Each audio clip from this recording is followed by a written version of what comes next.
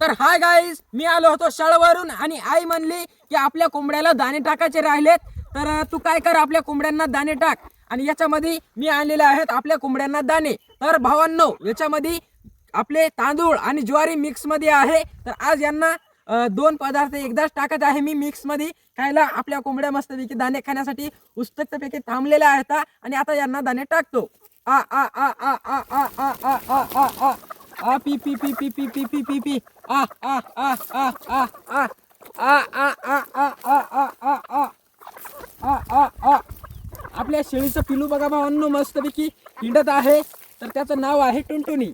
तर ते माणसासोबतच राहते आणि आपल्या शेळ्या देखील या इकडे चरायला तर थोड्या लांब आहेत. आ आ आ आ आ.